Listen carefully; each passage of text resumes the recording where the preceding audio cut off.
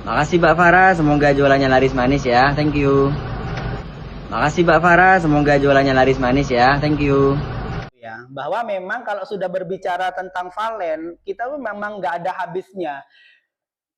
Mohon maaf ya, kita ini tidak pernah membicarakan tentang kejelekan atau keburukan Valen, apapun itu, nggak, no. Tapi di sini kita murni membahas kegiatan Valen yang membuat kita bahagia, satu. Yang kedua, prestasi Valen ya, prestasi Valen yang membuat kita itu bangga menjadi pengikutnya atau menjadikan dia idola kita. Itu yang kita lakukan, terlepas gitu ya, terlepas ada orang suka dan tidak suka, tidak masalah. Karena musik ini tidak pernah ada paksaan. Karena bermusik, bernyanyi itu adalah salah satu bentuk luapan kita, luapan hati kita. Suka ndak suka kembali ke diri kita. Contoh misalnya, saya suka sama dangdut, jangan pernah paksa saya untuk menyukai lagu-lagu genre rock. Meskipun tiap hari saya diperdengarkan lagu rock, saya nggak akan pernah menyukai itu karena saya suka lagu dangdut. Ya ibarat sebuah makanan, kalian suka sama soto, ditawarin sate, sampai basi pun sate itu mungkin nggak akan kalian makan. Karena itu bukan hal yang kalian atau makanan yang kalian sukai. Bermusik pun juga sama guys gitu loh. Jadi kenapa sampai sekarang ini kita mengidolakan Valen sebegitunya? Karena ada banyak hal yang ada di diri Valen itu yang sesuai dengan apa yang kita mau guys. Yang pertama, attitude ya, tidak bisa dipungkiri. Sampai saat ini baru Valen saya yang melihat attitude maupun di luar panggung atau di atas panggung, attitude selalu dipakai. Contoh, ketika dia melewati kru, bahkan kru ya, kru Indosiar atau orang-orang yang lebih dewasa dari dia, dia selalu menurunkan tangan dan membungkukkan badannya sedikit. Itu adalah bentuk penghormatan yang diajarkan di Madura mulai dari kita kecil. Dan itu dipakai oleh Valen sampai dia menjadi orang besar seperti sekarang. Dia selalu agak membungkuk ketika melewati orang yang lebih dewasa yang di depannya dia, guys. Itu tanda satu penghormatan yang pertama. Yang kedua, Valen ini guys, ya, Valen ini adalah salah satu penyanyi yang ketika dia bernyanyi kita seakan-akan dihipnotis. Kita masuk dalam lagunya. Kalau lagunya sedih, kita juga sedih guys. Kadang kita ngelamun. Kadang kita ngelamun, dia nggak kerasa saking menikmatinya. Bahkan sampai air mata pun jatuh guys. Saking bagusnya gitu loh. Saking ngenaknya, saking dia menyanyi dari hati. Sehingga kita juga ikutan masuk ke dalam lagunya. Itu yang kedua hebatnya Valen guys. Yang ketiga, mau Valen ini dijatuhkan, dihina, difitnah, di apapun sampai sekarang, saya tidak pernah melihat Valen membalas.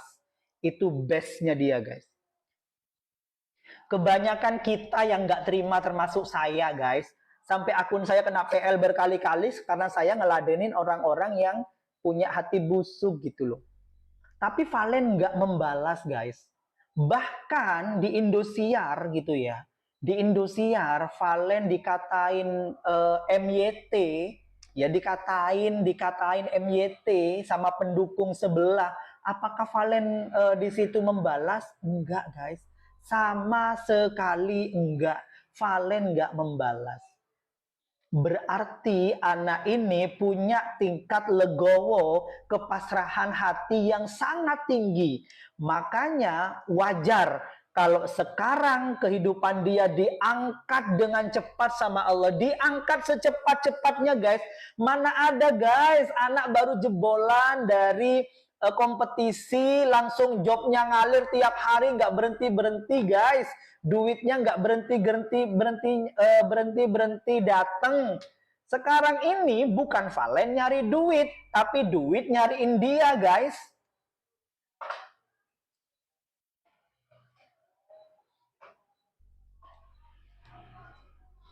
Iya, sekarang jangan kalian bilang Valen nyari duit, menawarkan diri, ayo undang saya, ayo undang saya, ayo. Enggak, no, enggak ada. Yang ada sekarang, duit rebutan nyari jadwalnya Valen. Waalaikumsalam Mama Agil, Jawa Tengah, thank you. Iya, gitu loh. Ini nih kita di Madura, saya di Madura guys, saya di Sampang, saya live juga di Sampang, saya orang Madura. Kalian tahu saya karena saya hampir tiap hari live. Ini kita bahasin masalah Valen, masalah kebaikannya Valen. Itu masih ada orang yang nggak seneng guys. Kalian tahu kan tadi? Masih ada hater masuk, padahal saya nggak ngomongin siapa-siapa, saya nggak menjelek-jelekkan artis-artis lain. Kita murni bahas Valen di sini. Itu aja masih ada orang yang nyempil, yang nggak seneng.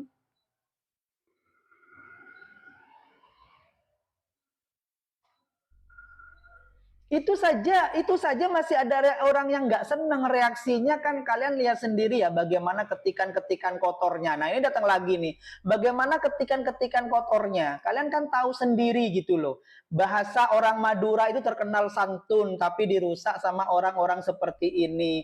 Kasihan pendahulu-pendahulu kita orang Madura, sudah ngajarin akhlak dan sopan santun.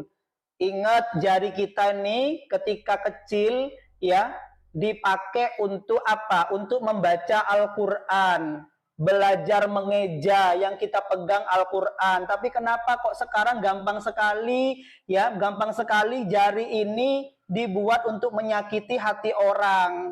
Ingat ya, lalu lintas, saya tidak pernah punya salah dengan Anda. Saya nggak pernah menyakiti Anda, saya nggak pernah punya hutang sama keluarga Anda. Tapi kalau saya ndak ikhlas, Allah akan beri balasan pada Anda ya. Hati-hati dengan ketikan jari. Anda yang menutup rezeki Anda sekali akan ditutup 10 kali sama Allah ya.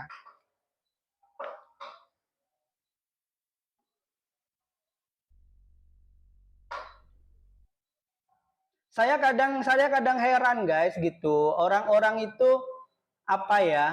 Berbicara-bicara buruk tentang orang lain tuh mereka dapat apa?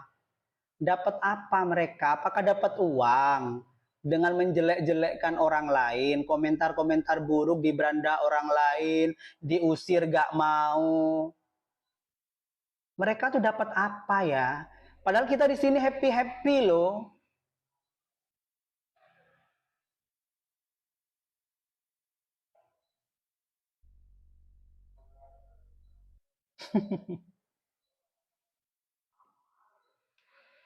Iya guys, saya heran sekarang sama orang Madura. Orang Madura ini dikenal tegas guys. Rasa malu orang Madura ini tinggi banget guys. Gengsinya tinggi banget orang Madura ini guys. Tapi kok ada gitu orang Madura yang sekarang ini rata-rata ngelemis-ngelemis gitu guys. Kok bisa ya sekarang orang Madura tuh ngelemis-ngelemis gitu guys.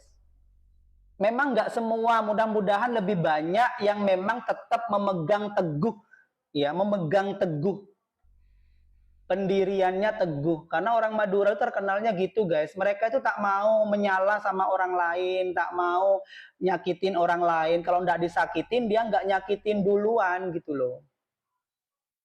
Tapi kok masih ada ya orang-orang Madura kayak gini gitu, saya kadang sedih guys, karena saya lahir dan besar di Madura, saya berpendidikan memang di luar Madura, tapi saya bangga menjadi orang Madura. Orang Madura yang punya tata krama dan diajarkan tata krama dari mulai kecil. Terutama kalian bisa lihat ya public speaking saya guys, ya public speaking saya kalian bisa lihat ya. Jadi saya nggak sembarangan mengidolakan artis guys. Artis tuh banyak banget guys. Tapi baru kali ini guys, baru kali ini saya mengidolakan Valen, karena buat saya Valen itu adalah salah satu penyanyi masa depan yang punya bakat komplit. Karena saya membacanya, Valen ini salah satu penyanyi masa depan, harapannya orang-orang Madura guys. Yang saya berharap ya titel yang dia bawa sebagai Pangeran Dangdut kelak akan menggantikan posisinya Bang Haji Rhoma Irama, guys. Menjadi penyanyi dangdut yang tidak suka dengan sensasi, tapi lebih memilih jalur prestasi.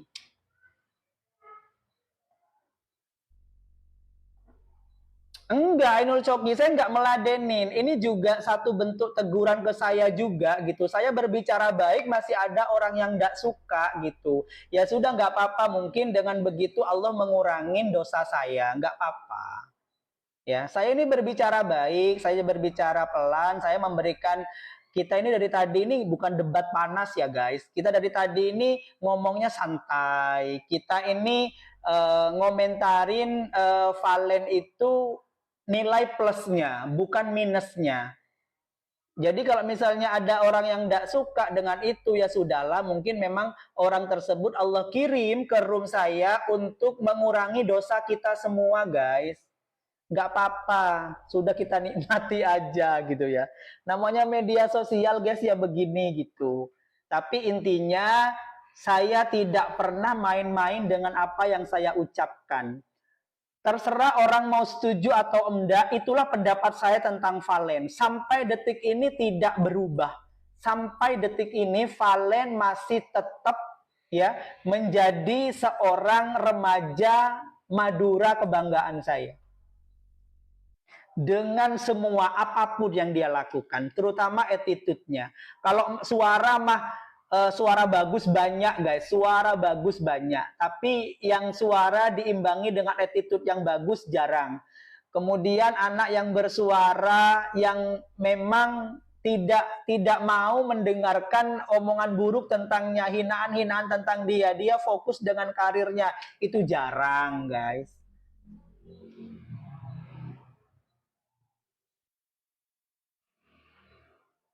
Benar Putri Zahra.